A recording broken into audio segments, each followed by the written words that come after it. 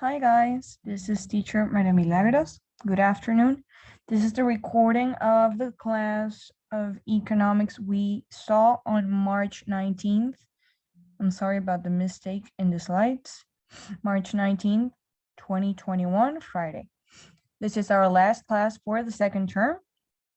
As you know, we are also closing our unit on economic systems, which is what we have been working on during most of the second term. So finally, we get to see the final piece of the puzzle, if you want to view it in that way. The last economic system is the mixed economy, and today we're going to see its characteristics along with the two variants of mixed economies that we can find throughout the world. This is my second attempt at recording this class because the first time the internet went out and I couldn't finish. So let's see if I can finish this time. So far, during the second period of the second term, we have seen the three basic economic systems, right? Which is traditional, command, and market. So we only have one left, and it's the one that we are going to see today. As the name indicates, mixed economies combine different elements from the three economic systems that we have studied so far. That means that the mixed economy is like a, well, like the name says, it's a mix, okay? So we have different characteristics of the three systems that we have studied so far. It has characteristics from the traditional economy, from the command economy, and also from the market economy. When I was looking for how to explain this, I ran into this definition by an author whose last name is Murad, and I thought it was really great. It says, mixed economy is that economy in which both government and private individuals exercise economic control.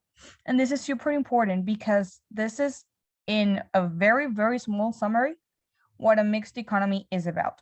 Remember that we saw that in command economies, it's the government who is in charge of every economic decision within a country. In the other hand, we have the market economy, in which individuals, that means people like you and I, and companies that are owned by those private individuals, control everything. They make decisions because the government is not involved in any way. So mixed economy is like a balance of power between the government and private individuals. We will see that more in detail, but I just wanted you to have this picture in your mind.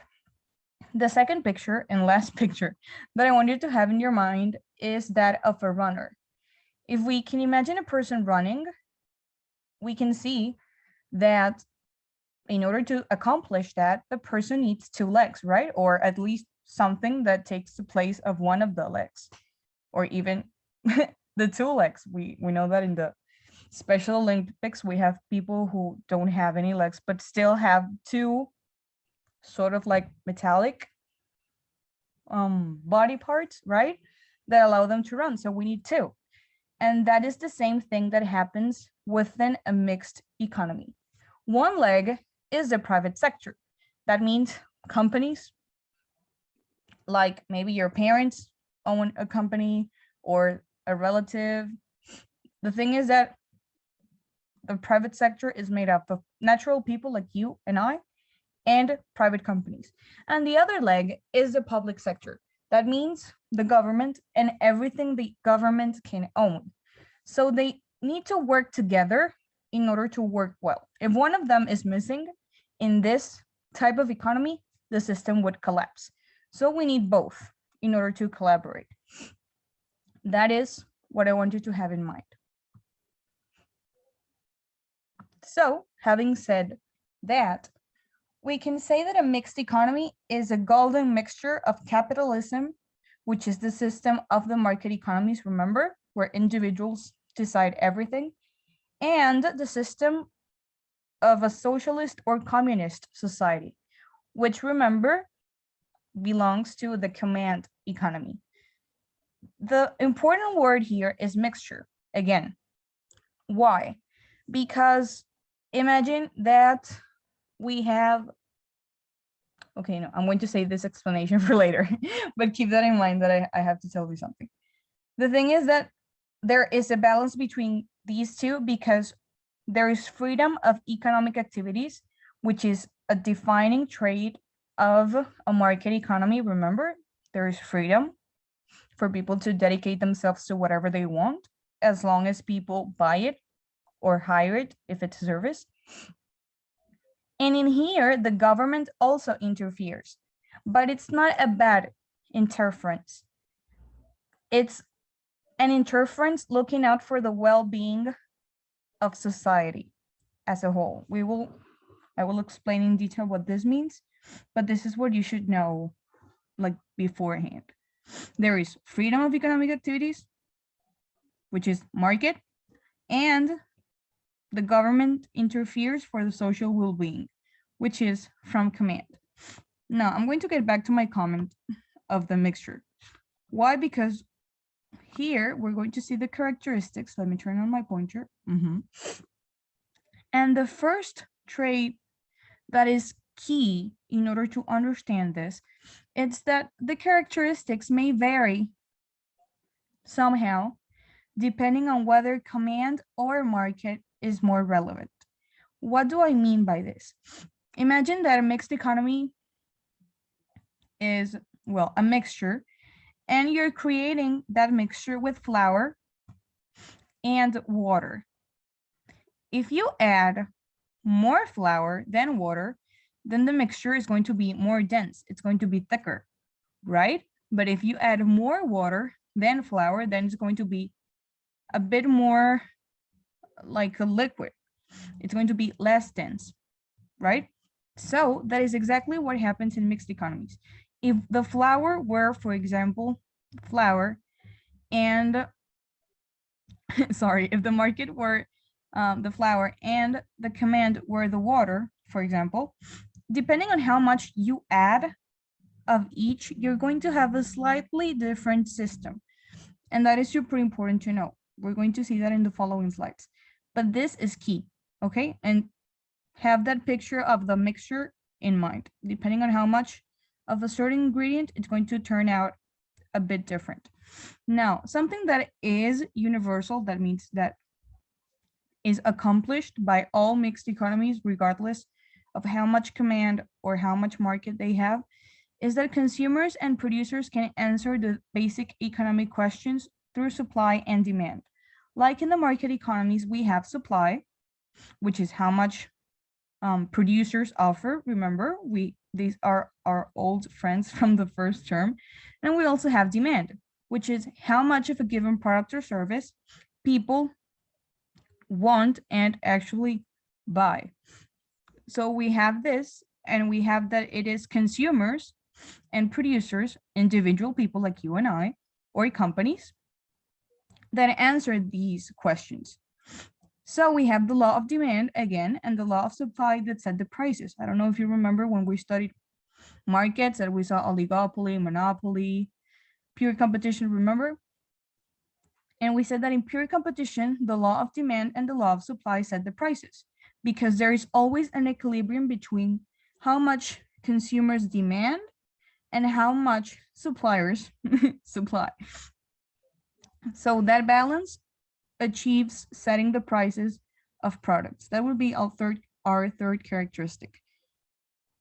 Number 4, and this is super characteristic of this system, is that the government can own key industries like aerospace, energy production, and even banking. If you think, for example, of NASA, that program belongs to the United States. And it is solely the United States government who owns the program.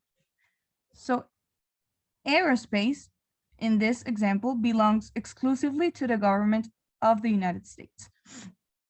Energy production in here, Corpoelec, is property of the Venezuelan government.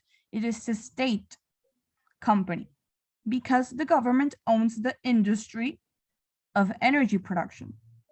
If you wanted to put a company of energy production in here, you wouldn't be able to unless it's like solar energy or something, because that industry is reserved for the government.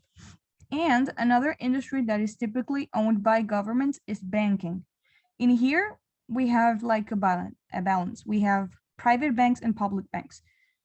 For example, Banco de Venezuela is a public, bank. It's owned by the government, well, by the state and managed by the government. And we also have private banks like Mercantil, Venezolano de Crédito, Provincial, are owned by people like you and I. So in our case, there is a balance, but governments can typically own the banking industry in a given country. This is important. Why? Because then in a mixed system, we can have companies from private people, the private sector, and we can also have public companies. CanTV is another. Movilnet is another. Companies that belong exclusively to the government. What else does the government do in a mixed economy? It also regulates the private sector or the private business. This doesn't mean that it's like in the command economy, that it's the one who makes the decisions, but that it gives them guidelines. For example, you cannot raise your prices by 1000% if you want to make more money out of a product. No, you cannot do that. If a company starts getting too big and then it's killing the other companies in the same sector, it's like, no, you cannot have a monopoly. Remember, only one provider for a product. That is really unhealthy for an economy, so they can get in. They provide like guidelines, okay? It's like they trace the limits of the path, if you want to see it in that way.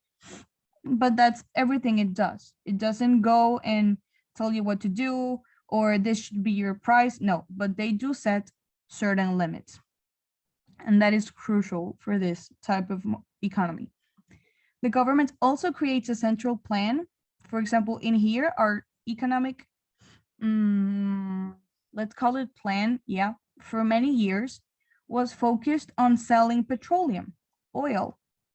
And that was really harmful because the government left aside many key activities that are very important for a country to develop, like agriculture, everything that has to do with the production and creation of services. Right now, that industry is like growing through very small independent companies, but it was left unattended for a long time. So that is growing little by little.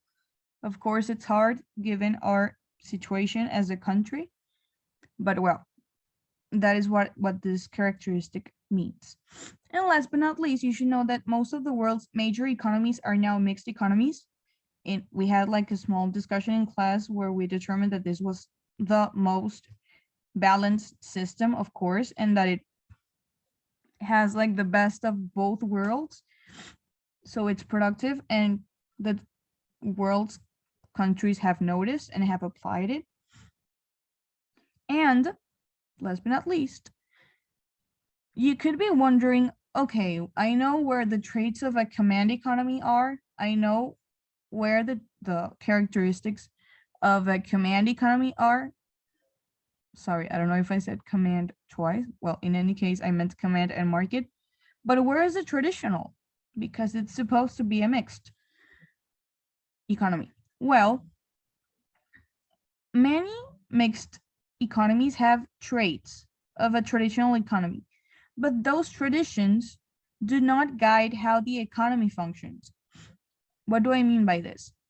Some countries, for example, still fund royal families. If you go to Spain, the United Kingdom, Sweden, Greece, they have royal families. There is a king or a queen or a prince or a princess. However, they still have other, let's call it figures of government, like a prime minister or a president, but they still have royal families, even though they don't do much. That is a tradition. Is it profitable? No, but it's still there. That is a tradition. There are other countries in which hunting and fishing was a really important part of their culture years ago. Now they have other, let's call it industries. They can, for example, be really developed in the tech part, or I don't know, they sell cars, they have nuclear energy or alternative forms of energy. And these are not the main activities, but because it is part of their tradition of what has characterized the population of that country for centuries, they still invest in these activities that are not as profitable, but part of their history. So that is what this characteristic is about. Let me turn off my pointer. Ready. So where can you find them? Well, everywhere, unless you consider the countries that we have reviewed in the previous systems. For example, you will not find a mixed economy in the Aborigine tribes in Australia or in the Inuits in Canada. You will not find it certainly in the Amazon. Remember that those are all traditional. You will not find it in North Korea or in Cuba, where there are communist governments in place. And because of that, they have command economies. And you will not find it in Hong Kong or in Singapore. Wait, was it Singapore? I think it was Singapore. Sorry, I have like a mental lagoon right now. I remember it was an island in the Pacific right over here. Well, you will not find that there because they have a different type. All over the rest of the world, that is a mixed economy land, for you to know. That's why I didn't put any colors to the dots. Very, very briefly, what are the advantages of a mixed economy? Number one, well, we have talked about this, there is less government intervention than in a command economy. So private businesses can be more efficient than the government industries are traditionally. Number two, the government can intervene to correct market failures. For example, we were discussing monopoly, right? If a government sees that large companies are getting too large and drowning the rest of the competitors, they intervene, right? Because something that should be present in any mixed economy is that there is competition. And in order to be competition, you need to have not many mandatorily, but at least some people within the same industry. So they can intervene if one starts to get too large. And number three is that governments can use tax money to redistribute income and reduce inequality and provide for public goods like roads, community centers, and schools. For example, the situation of a person who is 65 and retired is not the same as the situation of a person who is 30 maybe and the president of his own company. They do not make the same amount of money. They are not probably in the same, belong to the same social class. And maybe the retired person could be sick. And with the pension money, it's not enough to buy medicine. And this is just an example. So governments create programs within this type of economy to help those people that need it and reduce the inequality that different levels of income generate. And governments also use this money, not here, but in normal countries, to have public schools, to build really good roads, invest in cultural centers where people can get together and listen to a concert or watch a movie. They have museums, etc. The disadvantages, although there are few, there are disadvantages. Don't think that everything is perfect, okay? So in the first one, we have that there are criticisms. How are these criticisms involved with this? Well, some people say that sometimes it's too free, that it's too much like a market, and sometimes that it's too much like a command. And that draws complaints from the population. Of course, people are never happy with what they have. So there will always be criticism, but this is the main reason why. Two, the state-run industry, that means the companies that belong to the government, to the state, usually run into large debts because they are uncompetitive. And I'm not going to dwell a lot of this because that is another topic altogether, but you should know that, for example, in here, PDVSA is a good example of this, because for a long time we had oil that was really, really cheap.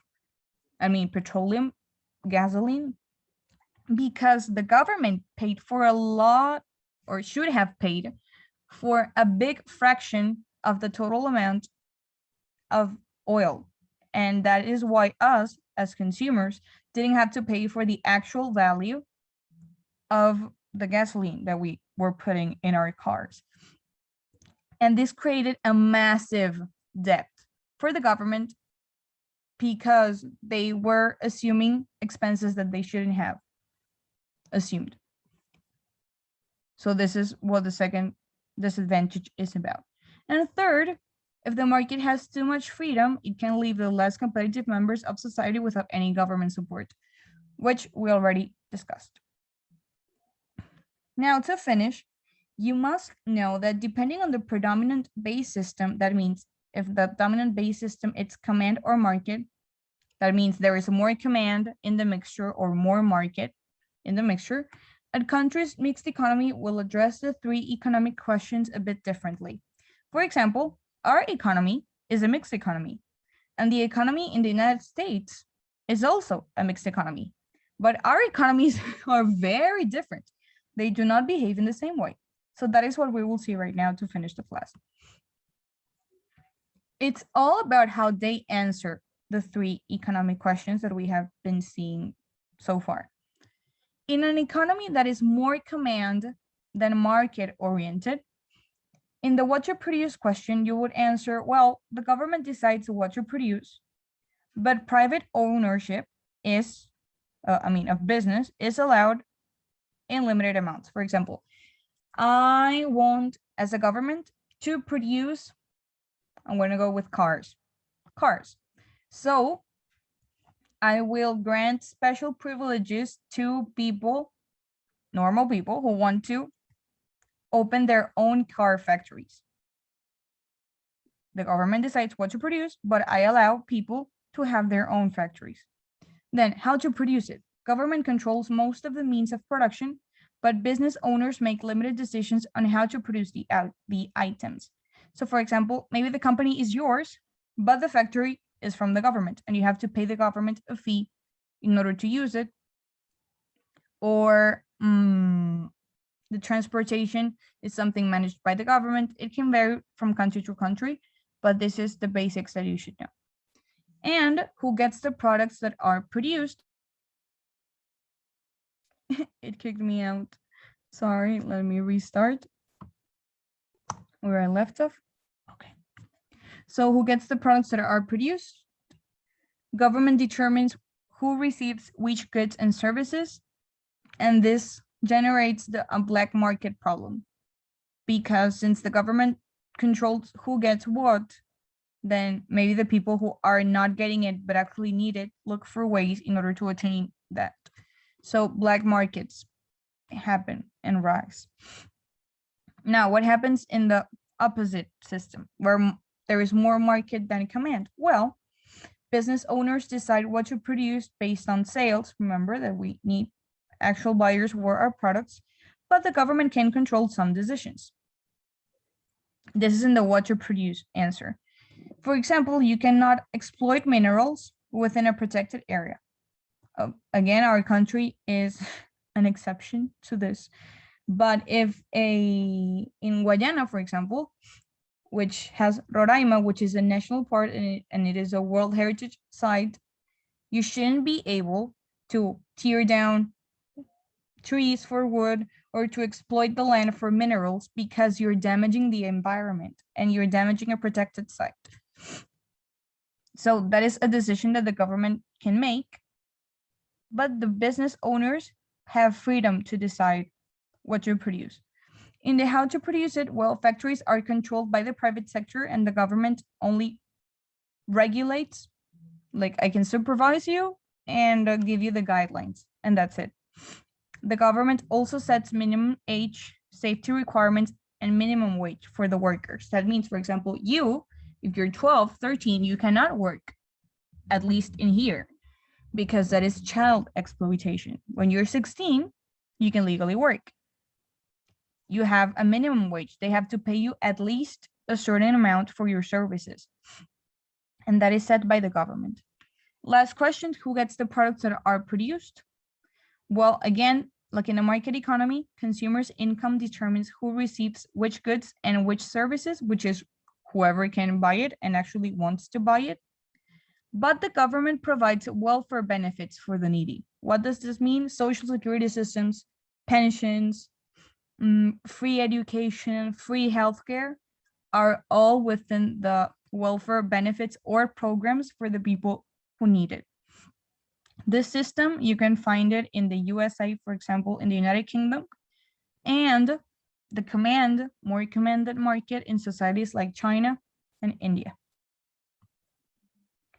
This was the last question we closed our class with, which category fits our economy. We reached an agreement that our country is more command than market because, well, the government plays a huge role within the economy. It's not a total, because if not, we would be a command, because we have private businesses, even though they're slowly dying. But well, not everything is owned by the state. There is still private enterprise in here, but we have black markets. The government sets the prices of some products, which is another trait of a command economy. So we are more command oriented than market. And that is something you should know. Remember, well, you cannot ask me now because this is a video, but if you need something, please do not hesitate to send me an email. For this week, you need to copy a summary of the content and have it ready in your notebook. Then you have the classwork, which is a Google form. It was initially for Friday itself, but some of you were stressed or had many things to do. And I do not want to generate more stress, so I extended the due date up until Monday, March 22nd. And then we have the second part of the project, the island project, which is already uploaded in Academia, and it's due next Friday. The term officially ends on Thursday, 25th. But I know that sometimes you have a lot of evaluations going on and etc. So the due date is going to be extended to create the whole week. So it's for Friday, March 26th. Thank you so much for your attention, guys. I hope you have enjoyed this class. I hope you find it useful. You will need to apply this to your project. So I hope this was informative enough for you to make your second hand in. Take care, guys, in your vacation. Enjoy your vacation. See you in April. Bye-bye.